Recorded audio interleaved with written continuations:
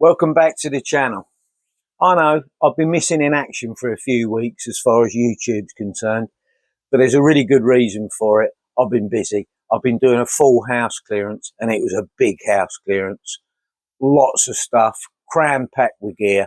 And in this video, I'm going to walk you through what's involved in actually clearing a place like this, and also answer the old question. People say to me, "Oh, Kev, you must be so lucky getting all that stuff for free from house clearances."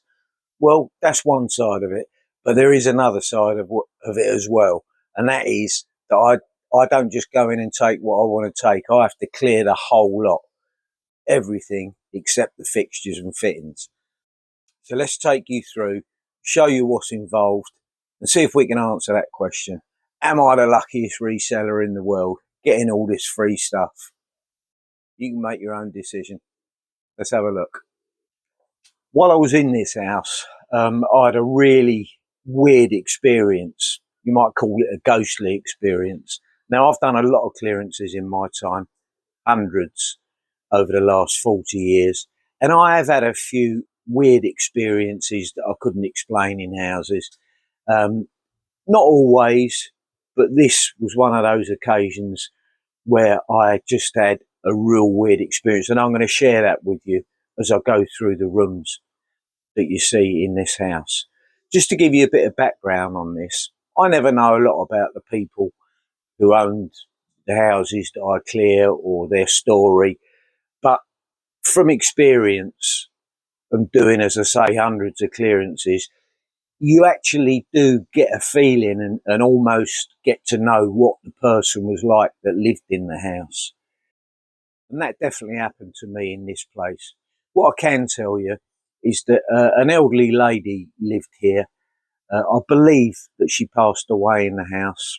She was a very well-educated woman, well-read, definitely a professional, lived on her own, probably had family there before. But as I go through the video, just bear in mind that a single old lady lived in this house. And when you see the volume of stuff that's in there, have a little think about your own situation and whether or not you really need all the stuff that you've got in your own place. So let's get on with it. I'm going to take you through the rooms and give you my thoughts as I go along. I didn't have time to take a lot of video in the house, but I took a lot of pictures, and I'm going to talk you through each room and my feelings about it as I go through it. So the first room that I went into in this place was what you call the office or the study.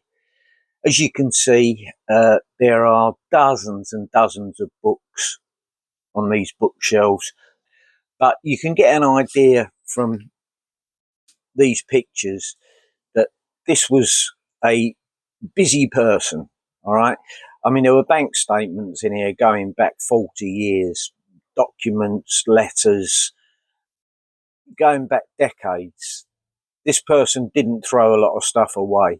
There's a few little collectibles up there, as you can see, mainly royal memorabilia, royalty collectibles. There's a nice statue of the Queen up there and some mugs and other bits and pieces. But 95% of what you see in this room is going to be going down a tip. All this furniture, these bookcases, the desk, the office furniture, it's all got to be broken down, taken out and tipped.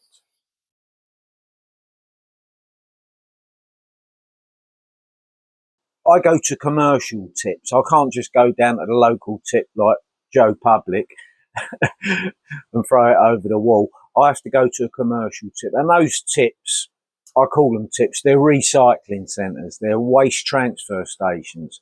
I go there, I unload everything that's got to go, and they recycle everything. I think they recycle about 85%, maybe even more than that now, of what goes in there. So they sort out all the paper, the card, the metal, wood, all that sort of stuff. So it's all going, most of it goes to recycling, not to landfill. I want to make that point clear. The lounge diner in this house was pretty basic. There was just a little suite in there, dining table and 6 chairs, TV, video, that sort of thing, but not much in there at all. This is probably the clearest room in the whole house.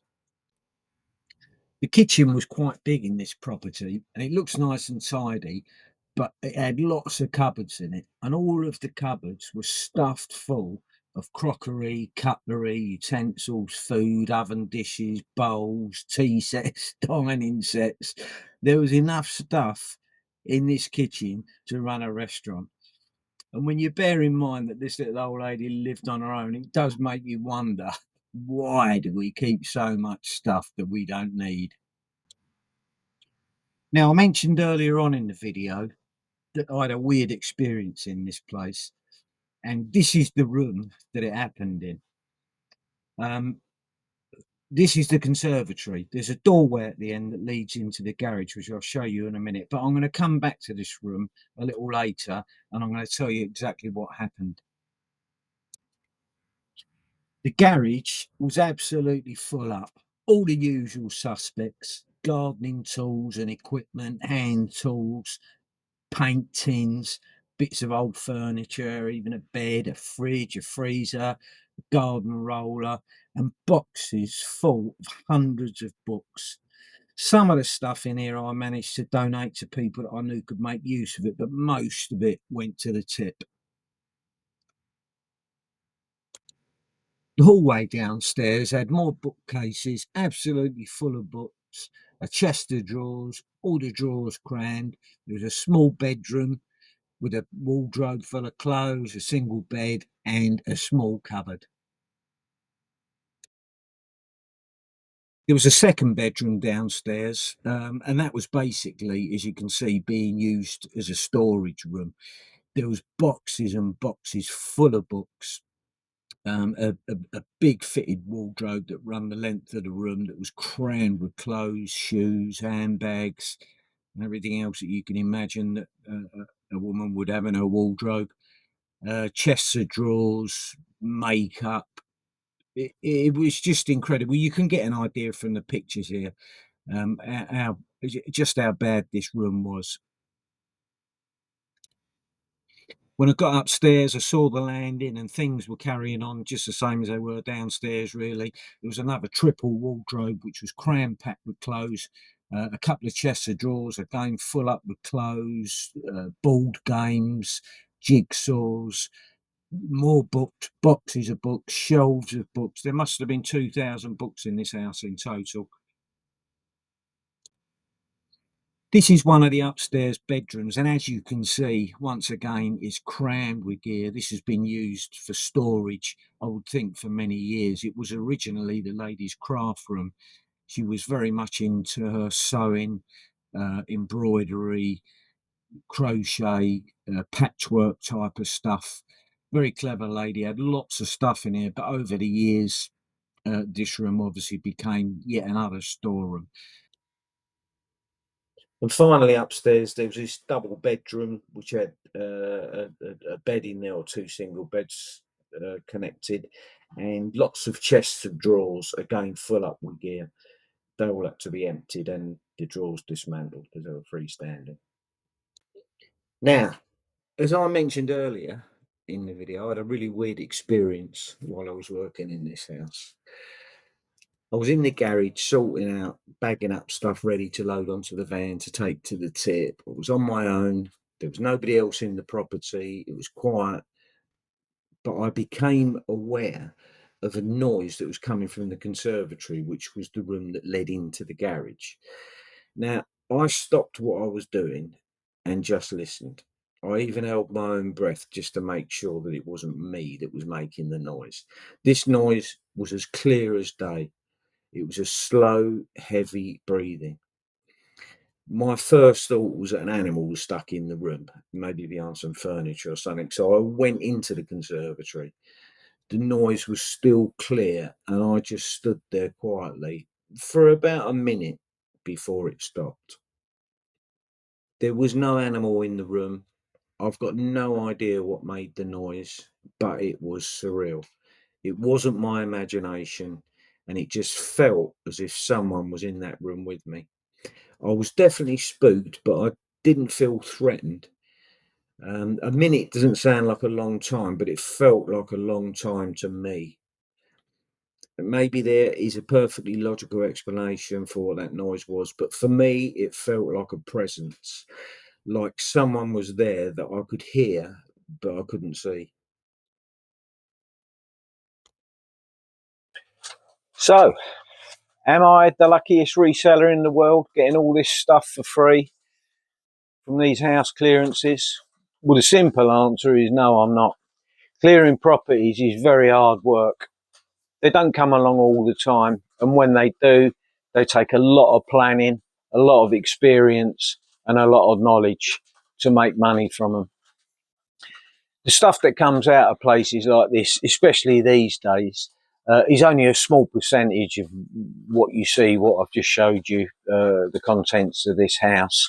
I'm brutal when I go through stuff. I don't do car boot sales anymore. If I did, there would be a lot more that I could take along and sell at the car boot sale. But I'm only interested in pulling out stuff that's got a reasonable resale value. It's very rare these days that there's anything of substantial value. It can happen, but in these days of the internet, where most people can find out what things are worth fairly easily, when you get to do a house clearance, most of what's left is the stuff that is either not saleable or not of very high value, for me anyway, in my opinion.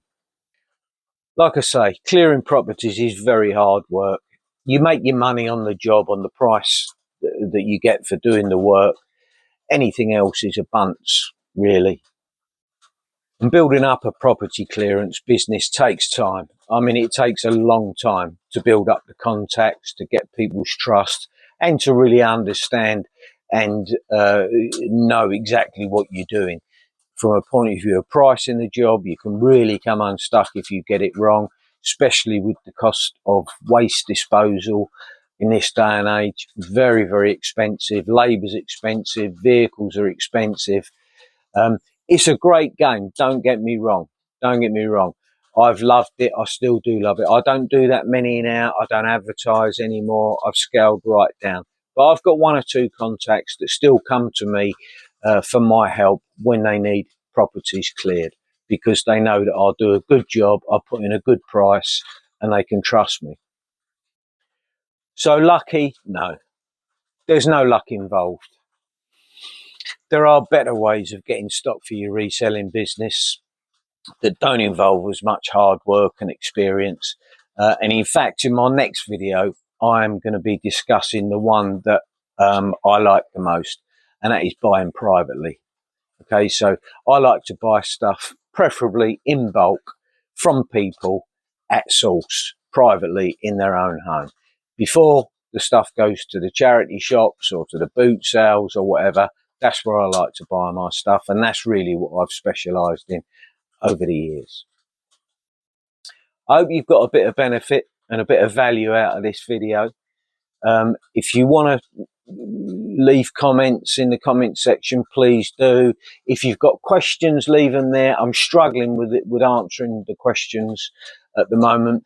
But if you're interested in really learning more about getting into property clearance and buying privately as well, and you want to get in touch with me, just drop me an email. I'll put it on the screen for you. Introduce yourself. Let me know what you're looking for, what your plans are, and if I can help, I will. I'll see you in the next video. Take care.